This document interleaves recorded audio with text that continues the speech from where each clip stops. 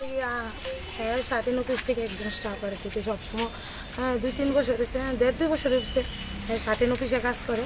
তো সবসময় লোন নেয়, আমরা দেই, অনেক সময় অনলাইনে দিয়ে দেই, এটা তো জমা পড়তেছে। তো হঠাৎ করে আজকে মাসখানেক আগে হ্যাঁ কইছে যে দিদি একটা অফার আছে। কে বলছে? হ্যাঁ সুশান্ত পাল স্যার, আচ্ছা। যে মানে কিস্তি নেই স্টাফ। হ্যাঁ বলতেছে দিদি একটা অফার আছে, যেমন আমার ৪৮,০০০ টাকা। হ্যাঁ তো আমি কিস্তি দেওয়া না আছে, আমি কত টাকা বলছি ৬০,০০০ টাকা আর বাকি আছে। যদি তুমি ৬০,০০০ টাকা দিয়ে দাও তাহলে তুমি ১.৫ লাখ টাকা পাইবা।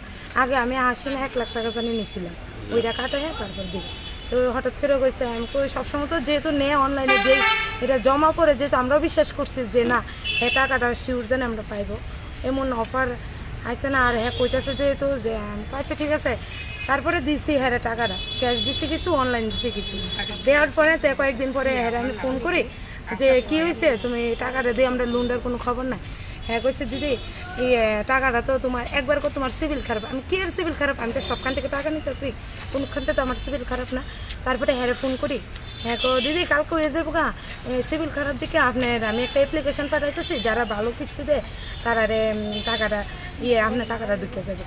তারপরে কয়েকদিন আগে ফোন করলে ৩-৪ বার ফোন করলে তারপরে একবার রিসিভ করে, তারপরে অনেকবার ফোন করে। আজকে কয়েকদিন ধরে হ্যাঁ ফোন করে হ্যাঁ ফোন করে ধরে না, তারপরে সুইচ অফ করে সে করে। তারপরে আজকে অফিস থেকে ফোন করছে যে এরকম সুশান্ত পাল ওরে অনেকজন আইছে, থানাতে আইছে। আপনার থেকে কত টাকা নিছে? আমার থেকে ৪৮,০০০ টাকা। ৪৮,০০০? ৪৮,০০০ টাকা। কিভাবে দিচ্ছেন টাকাটা? আমি কিছু অনলাইন ক্যাশ করছি। কত লোন দিব কত কইছে? ১.৫ লক্ষ টাকা।